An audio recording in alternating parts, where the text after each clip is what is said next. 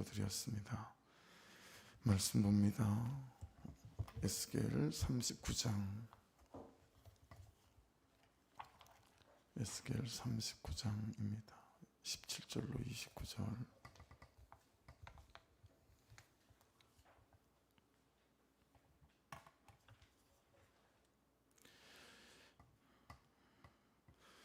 주 여호와께서 이같이 말씀하셨느니라. 너 인자야, 너는 각종 새와 들의 각종 짐승에게 이르기를 너희는 모여오라. 내가 너희를 위한 잔치 곧 이스라엘 산 위에 예비한 큰 잔치로 너희는 사방에서 모여 살을 먹으며 피를 마실지어다.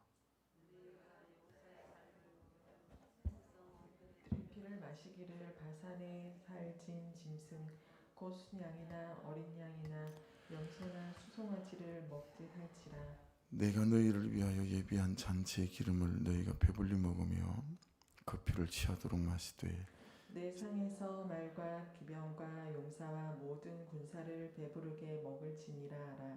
주 여호와의 말씀이니라. 내가 내 영광을 여러 민족 가운데 나타내어 모든 민족이 내가 행한 심판과 내가 그 위에 나타낸 권능을 보게 하리니 그날 이후에 이스라엘 족속은 내가 여호와 자기들의 하나님인 줄을 알겠고 여러 민족은 이스라엘 족속이 그 죄악으로 말미암아 사로잡혀 갔던 줄을 알지라.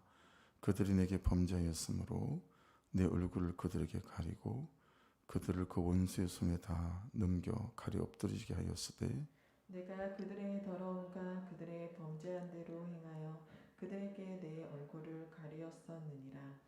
그러므로 주 여호와께서 이같이 말씀하셨느니라. 내가 이제 내 거룩한 이름을 위하여 열심을 내어 야곱의 사로잡힌 자를 돌아오게 하며 이스라엘 온 족속에게 사랑을 베풀지라. 그들이 그 땅에 평안히 거주하고 더럽게 할 자가 없게 될 때에 부끄러움을 품고 내게 범한 죄를 뉘우치리니 내가 그들을 만민 중에서 돌아오게 하고 적국 중에서 모아내어 많은 민족이 보는 데에서 그들로 말미암아 나의 거룩함을 나타낼 때라. 전에는 내가 그들이 사로잡혀 여러 나라에 이르게 하였거니와 후에는 내가 그들을 모아 고국 땅으로 돌아오게 하고 그 한 사람도 이방에 남기지 아니하리니 그들이 내가 여호와 자기들의 하나님인 줄을 알리라. 같이 읽습니다. 내가 다시는 내 얼굴을 그들에게 가리지 아니하리니 이는 내가 내 영을 이스라엘 족속에게 쏟았습니다. 주 여호와의 말씀이니라. 아멘.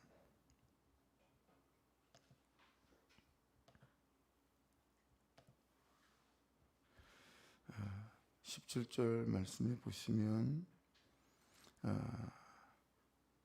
각종 새도 들의 각종 짐승도 모여서 오라 그렇게 말씀하세요. 이유가 뭐냐면 내가 너희를 위한 잔치 곧 이스라엘 산 위에 예비한 큰 잔치로 너희는 사방에서 모여 살을 먹으며 피를 마실지어다 그렇게 말씀하십니다. 누구의 살이고 누구의 피입니까 이게? 18절에 보시면 너희가 용사의 살을 먹으며 세상 왕들의 피를 마시기를 이렇게 말씀합니다. 그러니까 용사의 살이고 세상 왕들의 피니까 앞에 나오는 고개 군대의 용사들을 말하는 거고 하나님을 대적하는 세상 왕들의 피라고 할 수 있겠죠. 이게 겉으로 보이는 것은 이제 앞에서 나온 고개 군대가 맞아요, 그렇죠? 근데 실상은 하나님을 대적하는 세력이고 또 하나님을 대적하는 사람이고 죄이기도 합니다. 그렇죠? 그래서 용사의 살과 세상 왕들의 피를 바산에 살찐 짐승이나 곧 수양이나 어린 양이나 염소나 수송아지를 먹듯 그렇게 하게 될 거다라고 말씀합니다. 그러면서 19절 20절을 보십시오. 내가 너희를 위하여 예비한 잔치의 기름을 너희가 배불리 먹으며 그 피를 취하도록 마시되 내 상에서 말과 기병과 용사와 모든 군사를 배부르게 먹일지니라 하라. 주 여호와의 말씀이니라. 그러니까 여러분 이 고개 군대가 자기들의 힘을 믿고 또 자기들의 계획과 방법을 믿고 군대를 이끌고 쳐들어온 거 아니겠어요? 하지만 19절 말씀처럼 이스라엘 산 위 하나님이 예비한 큰 잔치가 되어버려요. 이게 내가 너희를 위하여 예비한 잔치로 이제 대반전이 일어나게 되어지는 거지요. 그냥 바로 적용점이 일어나지요. 적용해 보시면 내 삶에 나를 죽일 것 같은 현실이나 사건, 어려움들이 요즘에는 어떤 게 있나, 어떤 게 있나, 어떤 흉년이 있나라고 적용해 보게 되어지게 되고, 그러면 어떻게 하면 이게 역전이 되어져서 오히려 하나님이 예비한 큰 잔치가 될 수 있을까라고 하는 거죠. 17절 보십시오. 예비한, 거기다 밑줄을 한번 그어보시고요. 그죠? 예비한 큰 잔치, 예비한. 또 19절로 가보시면 거기에도 내가 너희를 위한 예비한 잔치의 기름을 라고 되어 있죠. 이 두 번이나 반복되는 단어인 예비한, 자바흐라는 곳에 이제 대답이 있다라고 묵상 가운데 깨달아서요. 그러니까 오늘도 크고 작은, 또 예측하지 못했던 그런 어떤 일들이 우리의 삶에 일어날 수도 있겠죠. 그런 고개 군대가 쳐들어오는 것 같은 그런 문제들이 생길 때 이것이 어떻게 역전되고 반전되어져서 하나님이 예비해 놓으신 잔치가 될 수 있을까라고 하는 거죠. 예비한 이 자바흐라는 여기에 우리가 그 대답을 찾아갈 수 있겠다 싶은 거예요. 그러니까 예비한 이 단어를 이렇게 묵상하다가 버터 이제 떠오르는 게 아브라함이었어요. 그래서 여러분 창세기 22장 7절부터 18절까지 나오는 말씀인데 7절부터 제가 말씀을 읽어볼게요. 22장 이삭이 그 아버지 아브라함에게 말하여 이르되 내 아버지여 하니 그가 이르되 내 아들아 내가 여기 있노라. 이삭이 이르되 불과 나무는 있거니와 번제할 어린 양은 어디 있나이까. 아브라함이 이르되 내 아들아 번제할 어린 양은 하나님이 자기를 위하여 친히 준비하시리라 하고 두 사람이 함께 나아가서 모리아산으로 나아가는 그 대목, 여러분 아시는 대목이잖아요. 여러분 여기서도 하나님이 뭐라고 말씀하시냐면 내가 나의 인생을 준비하는 그런 인생 말고요, 하나님께서 준비해 주시는 내 인생. 여러분 이게 되게 감격이지 않아요? 여러분이 얼마나 많이 생각하세요? 아이가 중학교를 올라갈 때쯤 되면, 고등학교를 올라갈 때쯤 되면, 여러분 아이들에게 아무 생각이 없는 부모들도요, 중3쯤 2학기쯤 되면 얘가 어느 학교로 가야 되나, 집을 아직 내 집이 아니고 전세를 살면 2년쯤 기한이 차면 야 이제 주인이 또 돈을 전세금을 올려달래나 그대로 넘겨줄래나, 옮겨달래면 얼마나 옮겨달래나, 어디로 가야 되나. 여러분 우리가 계속 이러고 살잖아요. 그렇죠? 그러고 살아가요. 몸에 또 조금 그냥 전에 없던 어떤 정상이 생기면 무섭잖아요. 야 이게 갑자기 또 왜 아프지? 그렇게 질병으로 병원에 입원을 해보고 수술해 본 사람들은 더 공포심이 있어요. 얼마나 그런 염려도 많고, 또 그러다 보면 어떤 내 생각도 하고 내가 어떤 계획도 짜보고 궁리도 해보고 막 그러지 않습니까? 근데 그렇게 내가 준비해보고 생각해보고 예측해보고 계획해보고 하는 인생 말고, 하나님이 정말 계절을 따라 또 때를 따라 하나님이 예비하시고 준비하신 그런 인생이 여러분의 인생이다라고 생각해 보세요. 그러니까 여러분 우리가 눈치가 있어서 어제 개교 기념일이라 우리 막내가 토요일날, 지난주 토요일날 금요일날 이렇게 이제 학교에 데려다 줄 때 아빠 월요일날 개교 기념일을 학교에 안 가. 그래서 친구들이랑 롯데월드 가기로 했어. 그 말을 하는데 저는 돈 달라겠구나. 이제 그 예측을 하는 거죠. 아빠니까. 그러니까 말을 안 해도 제 안에는 그런 생각이 드는 거예요. 그러니까 그 말을 주일날 예배 마치고 가면서 아빠 내가 사실은 내일 롯데월드를 가는데, 그래서 와서 막 돈 뜯어낼 때 하는 애교가 있어요. 막 이걸 부리면서 이제 근데 저는 벌써 예비해 놓고 있어요. 왜냐하면 걔 아빠니까 지가 뭔 돈으로 놀러 가겠어요, 그죠? 그러니까 여러분 하나님이 우리 아버지이시기에 참 우리의 삶에 있어야 될 것들과 필요한 것들이 이미 그분의 마음속에 있는 줄로 믿습니다. 그게 우리가 하나님 아버지를 믿는 믿음이고 그분이 우리를 자녀로 불러주신 은혜 아니겠어요? 그러니까 이 아브라함에 대해서도 하나님이 그런 거죠. 예. 예비하고 있다. 내가 준비하고 있다. 그러니 여러분이 준비해 가셔야 될 인생이겠지만 항상 그 앞서 행하셔서 미리 예비하시는 그 하나님이 준비하시는 그 은혜와 인생이 될 수 있기를 주의 이름으로 축복합니다. 문제는 어떻게 하나님께서 예비해 주시고 준비해 주시는 인생이 될까라고 하는 것 아니겠어요? 근데 이 9절 10절에 보면 그 대답이 잘 드러나 있어요. 창세기 22장 9절을 읽어볼게요. 하나님이 그에게 일러주신 곳에 이른지라 이에 아브라함이 그곳에 제단을 쌓고 나무를 버려놓고 그의 아들 이삭을 결박하여 제단 나무 위에 놓고 10절 손을 내밀어 칼을 잡고 그 아들을 잡으려 하니 여러분 우리가 큐티를 안 했다면 평생 이것을 순종 이렇게만 우리가 너무 많이 들었잖아요. 아브라함의 순종. 이걸 순종 이렇게만 우리가 계속 알고 있었을 법해요. 저도 마찬가지예요. 근데 어제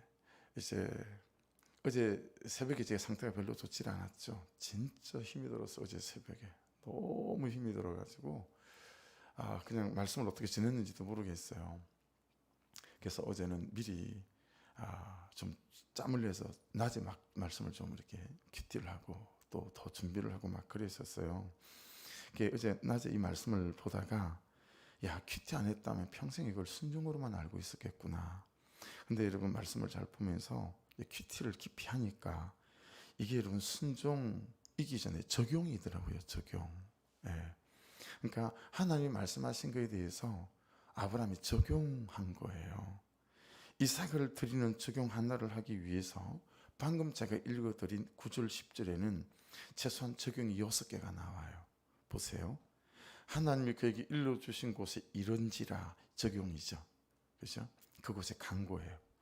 두 번째, 그곳에 제단을 쌓았어요. 적용이죠. 세 번째, 나무를 버려놓고 그 다음에 그의 아들 이삭을 결박하는 거 네 번째 적용이에요. 제단을 나무 위에 놓고 다섯 번째 적용이고요. 손을 내밀어 칼을 잡았어요. 이게 여섯 번째 적용이고 그리고 이제 마지막에 그 아들을 잡으려고 하는 거죠.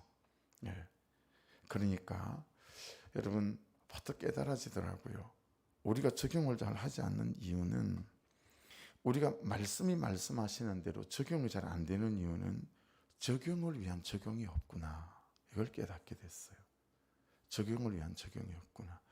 6개의 그곳에 가고 나무를 버려놓고 단을 쌓고 하는 이 앞에 적용을 위한 적용이 없었다면 여러분 이 마지막에 아들을 잡는 이 적용까지 나아갈 수 없었겠죠. 그렇죠? 여러분 이 적용을 위한 적용이 6개나 된다라고 하는 것은 적용을 위한 대가 지불이 6개나 된다라는 거예요. 그렇죠? 하기 싫고 가기 싫고 아깝고 귀찮고 왜 나만 그래야 돼? 언제까지 그래야 돼? 여러분 이 6개 중에서 어떤 게 제일 어려우세요?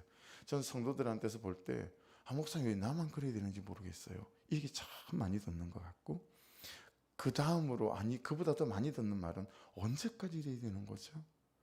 여러분 이건 어떤 것을 하기 위한 적용 전의 적용이에요.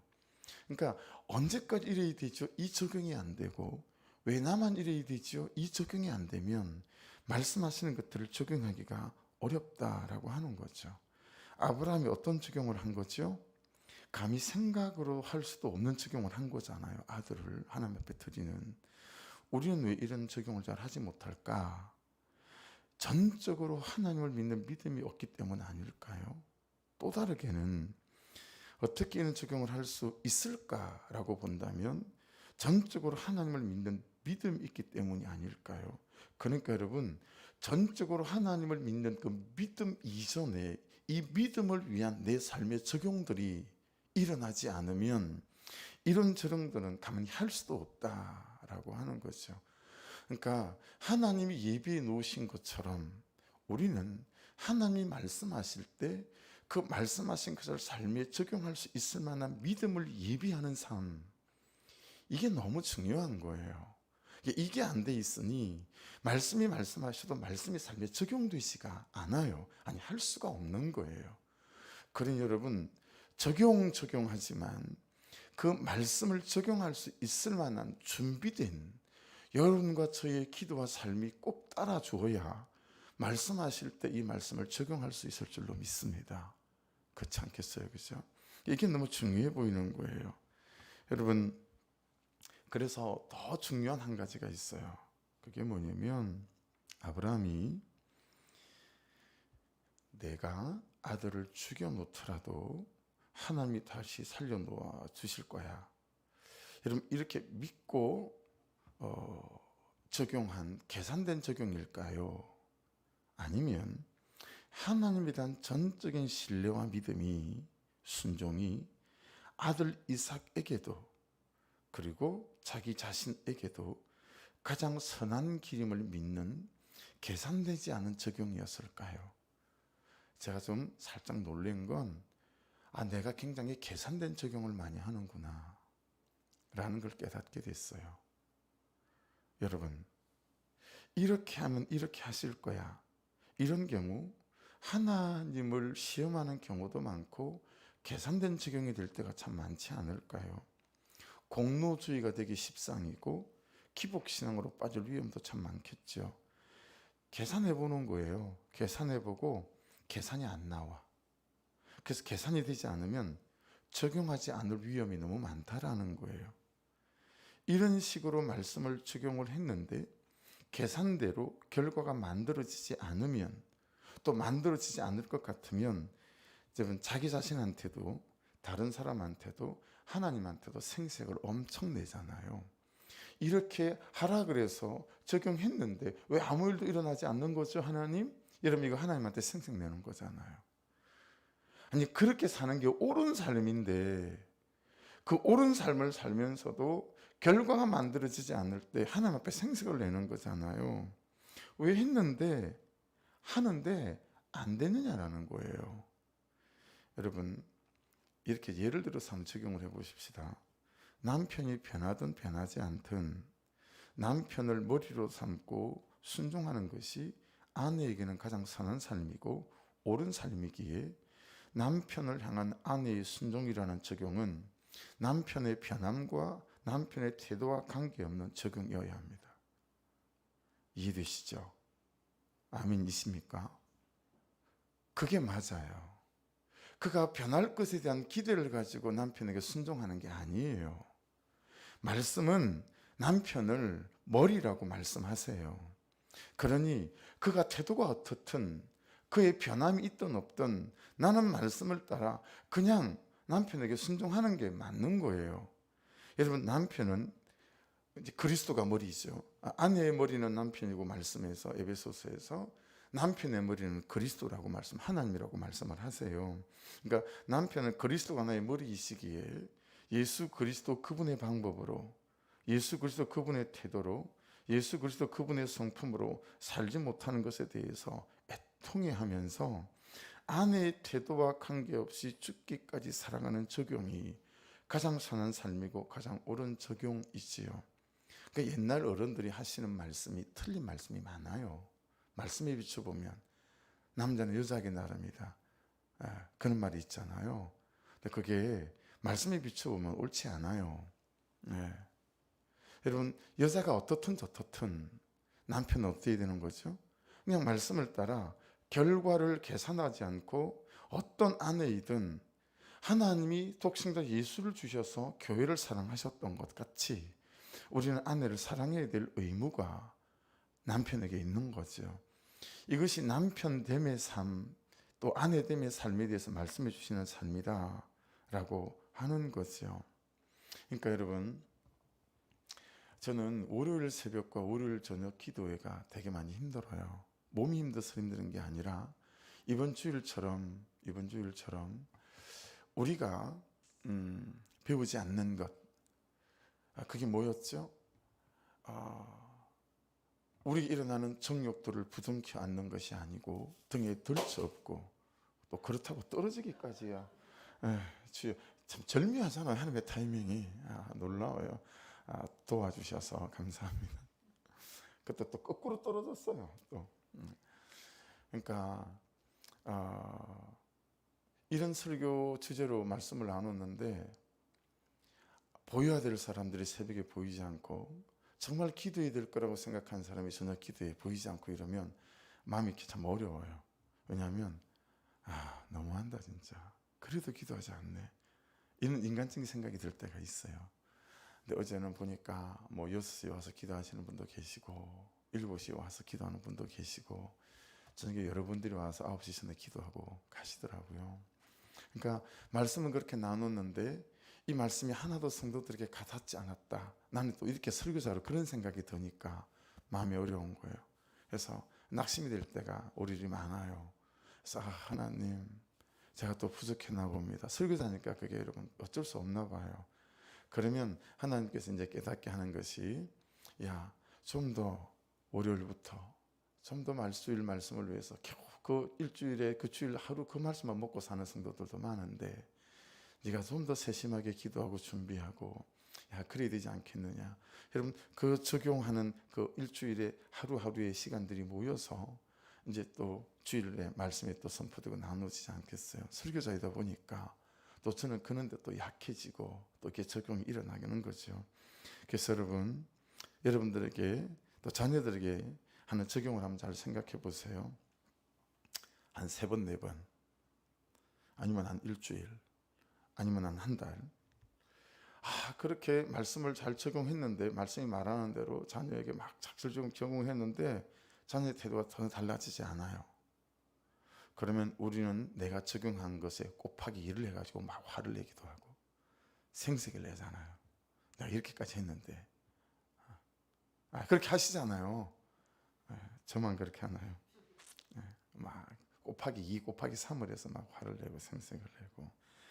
여러분 한번 따라해 보십시오. 적용은 결과를 계산해 보고 하는 것이 아니고 말씀이 말씀하시기에 하는 것입니다.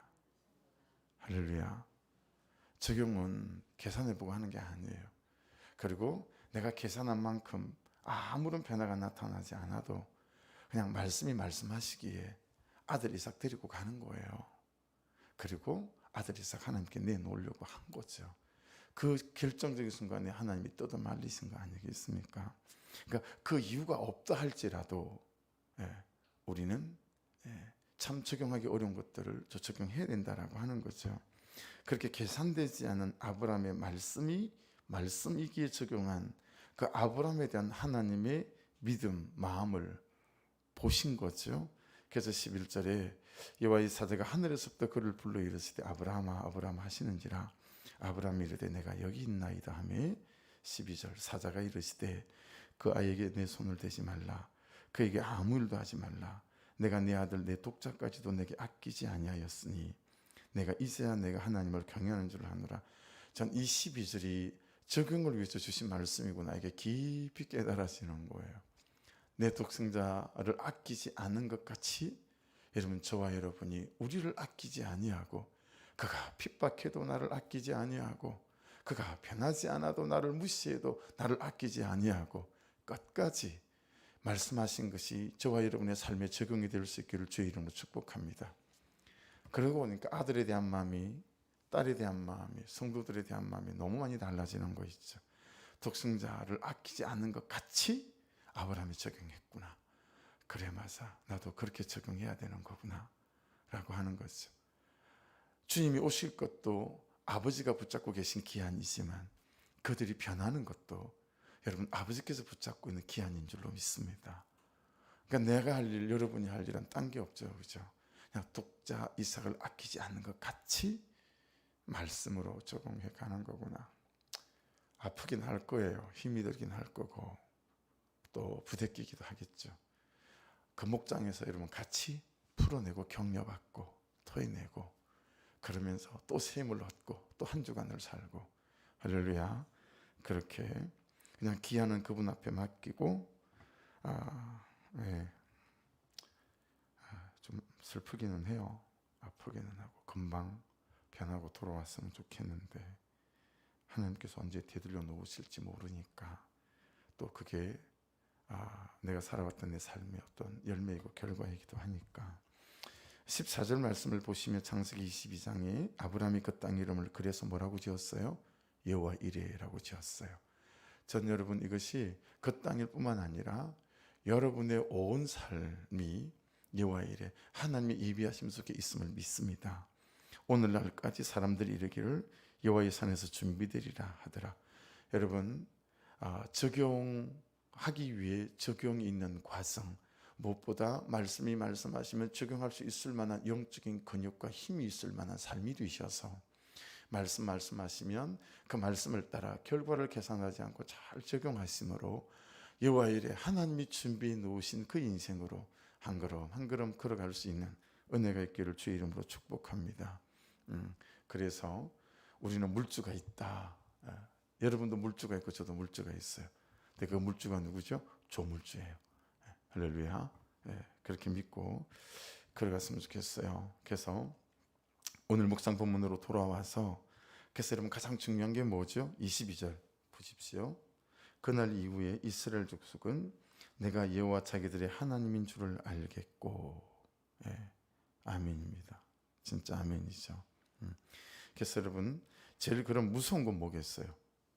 본문에서 제일 무서운 거 23절 보세요. 여러 민족은 이스라엘 족속이 그 제약으로 말미암아 사로잡혀 갔던 줄을 알지라. 그들이 내게 범죄하였으므로 내 얼굴을 그들에게 가리고. 이게 제일 무서운 거예요.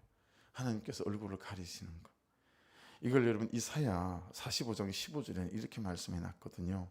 구원자 이스라엘의 하나님이여 진실로 주는 스스로 숨어 계시는 하나님이시니이다. 숨어 계시는 하나님.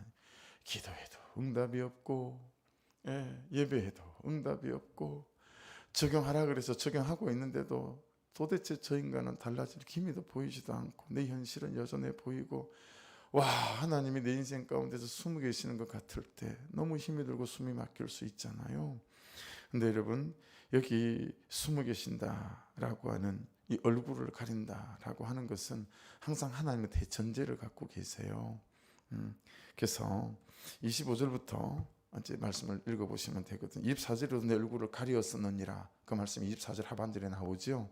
근데 25절부터 한번 읽어볼게요. 그러므로 주 여호와께서 이같이 말씀하셨느니라 내가 이제 내 거룩한 이름을 위하여 열심을 내어 야곱의 사로잡힌 자를 돌아오게 하며.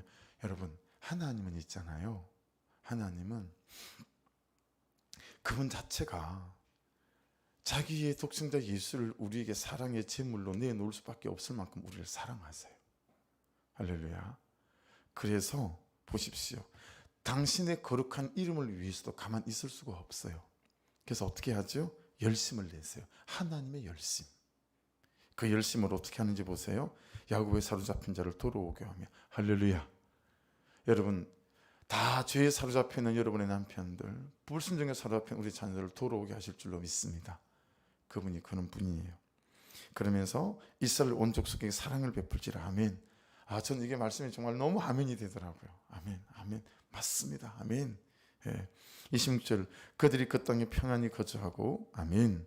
둘게 할 자가 없게 될 때에 부끄러움을 품고 내게 범한 죄를 뉘우치니. 놀랍지 않아요? 하나님이 사랑으로 깨닫게 하시겠다라는 거예요. 이해되시죠?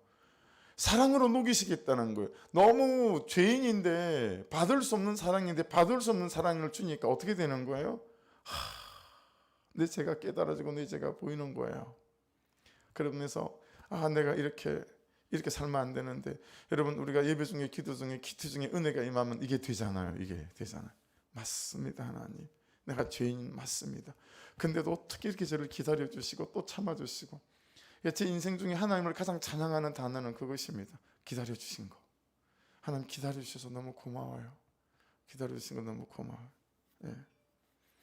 그러니까 여러분도 저도 이게 적용이 될 수 있기를 주의 이름으로 축복합니다. 여러분 사랑으로 그들을 녹이십시다. 사랑으로 그들을 바꾸십시다. 그냥 하나님 사랑 받아서 그 사랑으로 사랑하고 이것밖에 할 게 없는 것 같아요. 또 사랑 받아서 또 사랑하고. 그래서 생색내지 마시고 내가 지금 몇 달째인데 생생내지 마시고, 여러분 뭐 내 힘으로 하면 몇 달 할 수 있습니까? 하나님 은혜 주셔서 하신 거지.